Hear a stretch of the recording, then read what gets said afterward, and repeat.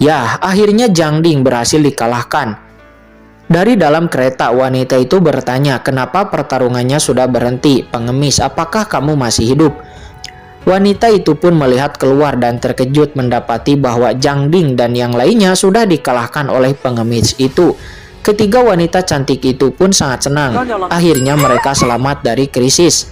Yang Kai bertanya, ketiga nona muda, apa rencana kalian selanjutnya? Apakah kalian masih ingin pergi menuju ke kota laut? Nyonya muda menjawab bahwa dia akan tetap ke perjalanan awal. Namun Nyonya muda meminta Yang Kai untuk menemaninya selama sisa perjalanan ini. Wanita ini bahkan menangis meminta Yang Kai untuk tidak boleh meninggalkan mereka bertiga. Yang Kai pun mengangkat tangannya seraya tersenyum tipis bahwa dia setuju untuk mengantarkan ketiga wanita cantik ini sampai ke kota laut dengan selamat.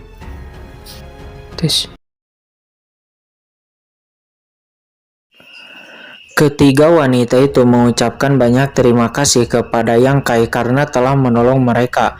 Namun Nyonya Jiang memohon satu permintaan kepada Yang Kai, yang mana banyak dari orang-orang yang mati di sini karena mencoba melindungi mereka.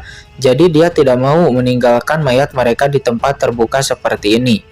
Yang Kai paham, jadi sebelum pergi mereka menguburkan mayat Penatua Wu dan yang lainnya. Dan setelah menguburkannya dengan layak, mereka pun melanjutkan perjalanannya. Di perjalanan Cui Er bertanya apakah Yang Kai bukanlah pengemis. Yang Kai menjawab tentu saja bukan. Cui Er langsung menebak bahwa Yang Kai berasal dari keluarga kaya yang mencoba melarikan diri dari perjodohan, menghabiskan seluruh uang sebelum kemudian berakhir di sini. Yang Kai tidak tahu pikiran dari mana itu berasal. Cui Er pun menjawab bahwa pikiran itu berasal dari benak nona mudanya. Yang mana dalam cerita-cerita tuan muda itu pasti akan bertemu dengan seorang wanita yang beruntung dan mereka berdua akan saling menyukai. Hal itu pun sontak membuat nona muda sedikit malu, sementara Yang Kai hanya tertawa seraya terus mengendarai kereta kuda. Sesaat kemudian beberapa orang mencegat perjalanan mereka. Yang Kai bertanya-tanya kenapa ada orang yang memblokir jalan. Dirinya tidak tahu. Namun Nyonya Jiang menjawab mungkin itu adalah keluarga Miao. Nyonya Jiao pun melihat keluar dan dia memverifikasi bahwa itu adalah dari keluarga Miao. Karena putrinya nona muda akan menikahi tuan muda dari klan Miao dan mereka berencana untuk menetap di sini. Mendengar itu Yang Kai paham, jika itu masalahnya maka Yang Kai akan menemani mereka sampai di sini saja. Cui Er pun menjadi sedih, pengemis, apakah kamu akan pergi? Yang Kai menjawab ya tentu saja, karena apalagi yang bisa dia lakukan, tidak mungkin kan dia melayani Nyonya Jiang dan nona muda. Nyonya Jiang meminta Cui Er untuk sadarlah bahwa pahlawan muda ini dia milik dunia kultivator, bukan seperti mereka yang hanya manusia panah. Keluarga Miao memberhentikan kereta kuda Yang Kai. Nyonya Jiang langsung keluar. Segera penguasa dari klan Miao yang bernama Miao Hua Cheng langsung memberi hormat kepada Nyonya Jiang. Dia memberikan salam hangat. Namun Miao Hua Cheng bertanya kenapa ada seorang pengemis di sini. Tentu saja yang dimaksudnya adalah Yang Kai. Nyonya Jiang menjelaskan bahwa sebelumnya Jiang Ding telah memimpin sekelompok orang untuk mengkhianati mereka. Tetua Wu berusaha melawan untuk melindungi mereka, namun sayang mereka semuanya harus mati. Akan tetapi untung saja pengemis ini yang memberikan pertolongan kepada mereka. Jadi berikan saja dia beberapa perak dan minta dia untuk pergi. Alhasil Miao Hua Cheng memberikan beberapa perak kepada Yang Kai dengan kesal. Dan dia menyalahkan Jiang Ding yang tidak bisa diandalkan. Entah apa guys maksudnya, tapi sepertinya Miao Hua Cheng ini adalah orang jahat. Yang Kai menerima beberapa perak tersebut mengucapkan terima kasih sebelum kemudian Cui Er dan yang lainnya dibawa pergi oleh Miao Hua Cheng. Mereka pun berpisah. Nona Cui Er dan yang lainnya melambaikan tangan kepada Yang Kai. Yang Kai hanya bisa melihat kereta kuda itu yang semakin menjauh darinya sebelum kemudian tidak terlihat. Yang Kai kemudian pergi untuk melihat lautan luas. Setelah sampai di lautan, sebuah pikiran terlintas di benak Yang Kai yang mana ombak demi ombak di sini dan aliran airnya tampak jeda. Dan mungkin dia bisa mengaplikasikan konsep ini untuk meningkatkan teknik peledakan matahari terbakar. Segera Yang Kai pun terus-menerus meningkatkan teknik ledakan api matahari. Beberapa waktu kemudian ada seorang anak kecil yang datang ke sana membuat Yang Kai terkejut dan bertanya, "Siapa kamu dan apa yang anak kecil ini lakukan malam-malam di sini?" Anak kecil itu memberikan makanannya kepada Yang Kai dan menunjuk ke arah belakang sepertinya mengundang Yang Kai untuk ikut dengannya. Yang Kai pun ikut bersama gadis kecil itu dan bertemu dengan seorang kakek-kakek dan dia adalah kakeknya gadis kecil ini. Sang kakek berkata bahwa Xiao Yu dan dia telah melihat Yang Kai menatap laut seharian, jadi dia khawatir bahwa Yang Kai berencana untuk bunuh diri. Mendengar itu, Yang Kai bahkan tidak sadar bahwa seseorang telah memperhatikannya seharian ini. Sang kakek menebak bahwa Yang Kai adalah seorang kultivator. Yang Kai bertanya bagaimana kakek bisa tahu. Sang kakek menjelaskan bahwa Yang Kai berdiri di pantai seharian tanpa bergerak, itu pasti bukan orang biasa. Mereka pun mengobrol santai di sana sebelum kemudian Yang Kai bertanya apakah Xiao Yu bisu. Kenapa dari pertama bertemu dia belum pernah melihat Xiao Yu berbicara? Sang kakek menjawab tidak. Dia menjelaskan bahwa Xiao Yu berhenti berbicara sejak orang tuanya diculik oleh pedagang manusia. Yang Kai pun merasa iba karena itu masalahnya. Sang kakek lalu menawari Yang Kai untuk menginap di sini malam ini. Yang Kai pun tidur di sana bersama sang kakek dan Xiao Yu. Yang Kai berpikir dibandingkan dengan kehidupan yang harus dijalani orang miskin ini, 3 tahun kesulitan yang dihadapi di Sekte Lingyun bukanlah apa-apa. Sesaat kemudian pintu diketuk dengan sangat keras. Sang kakek meminta Yang Kai untuk jangan berbicara. Pintu diketuk lebih keras lagi membuat Xiao Yu sangatlah ketakutan.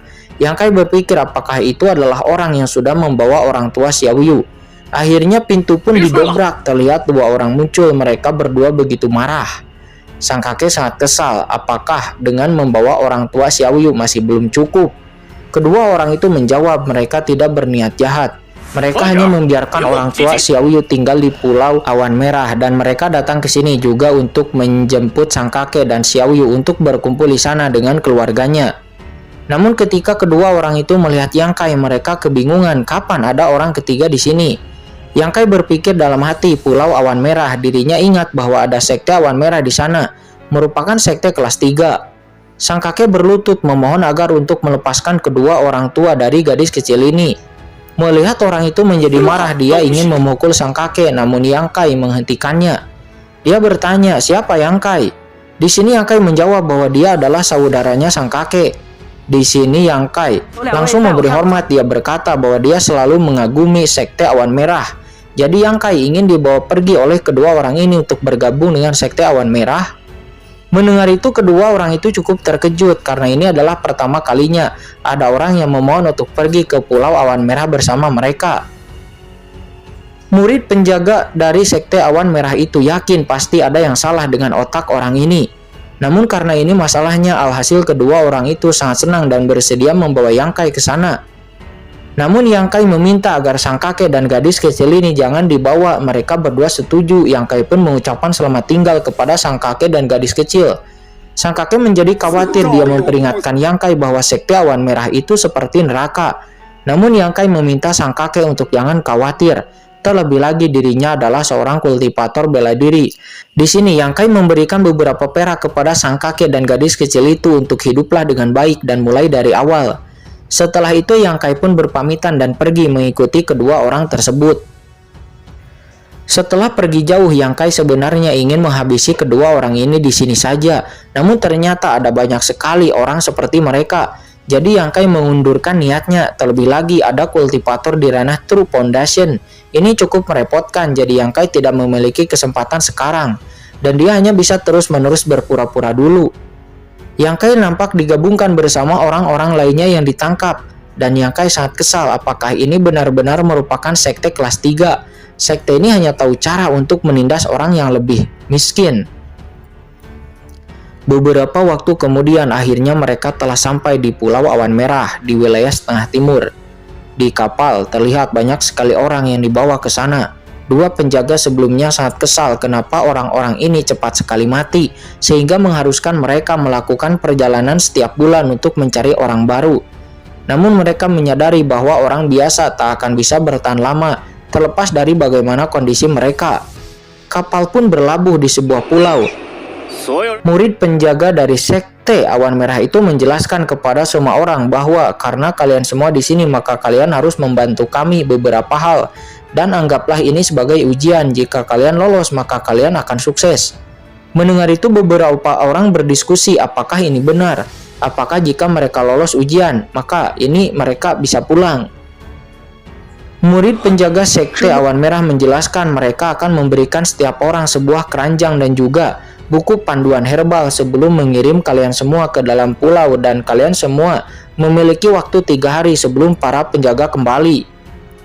Kriteria bagi yang lulus yaitu mendapatkan buah eternal hitam seberat 1,5 kg. Jika kalian mendapatkannya, maka kalian akan dikirim kembali dan bahkan ada beberapa bonus tambahan jika kalian menemukan herbal lain yang tercatat di dalam buku panduan.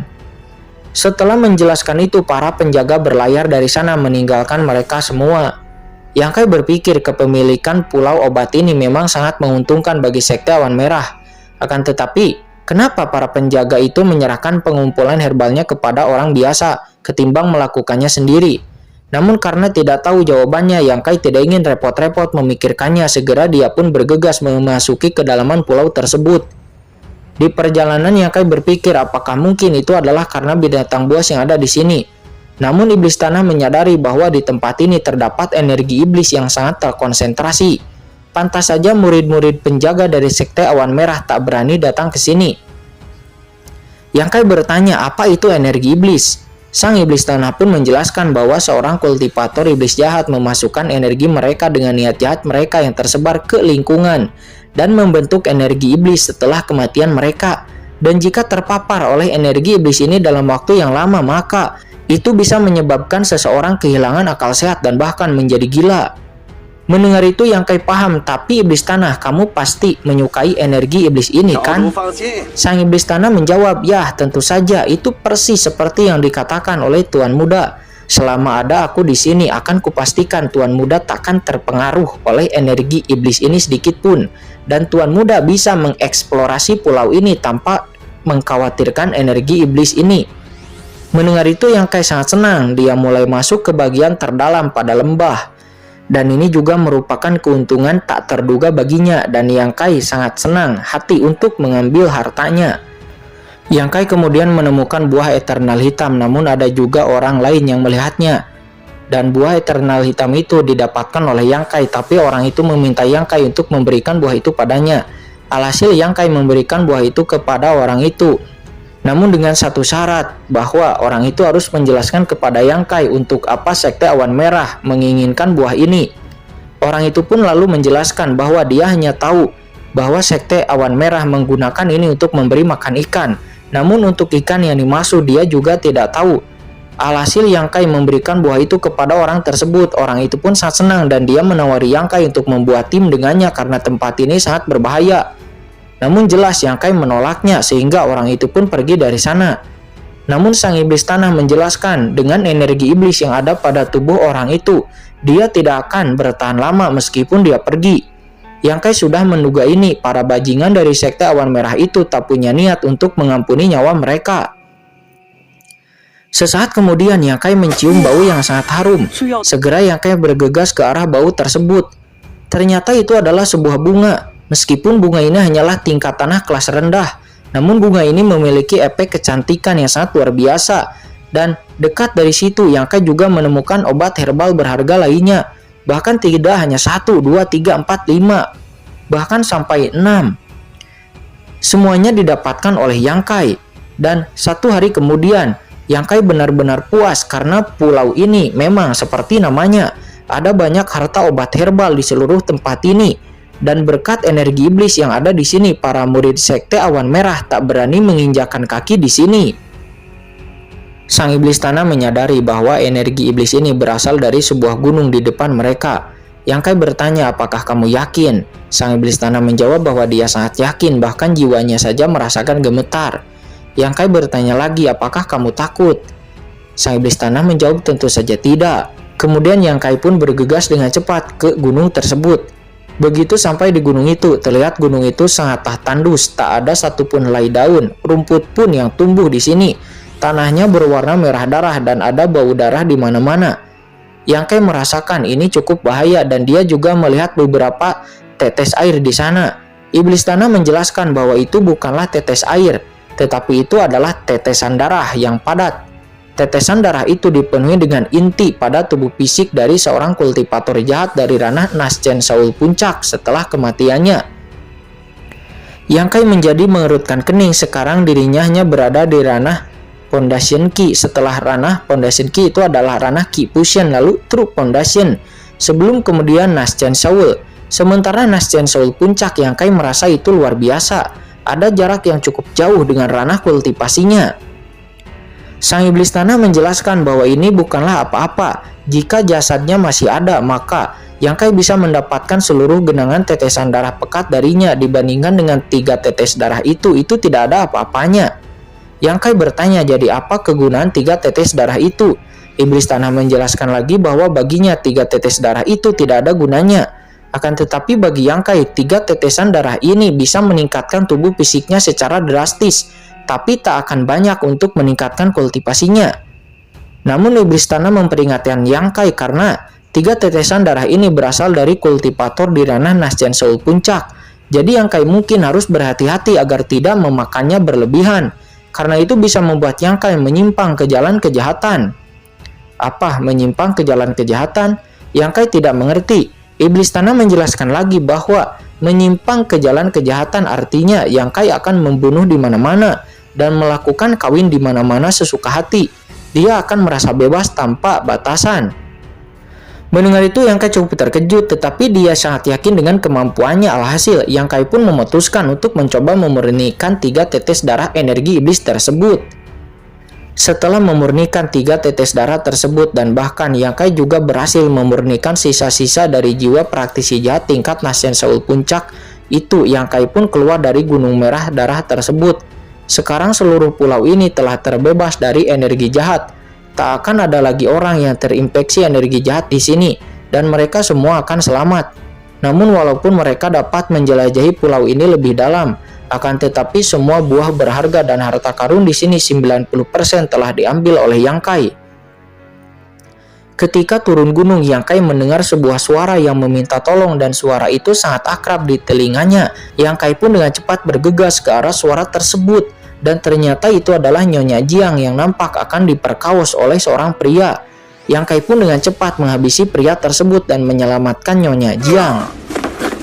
Nyonya Jiang ingin menceritakan semua yang terjadi, namun ini bukan tempat yang bagus untuk berbicara.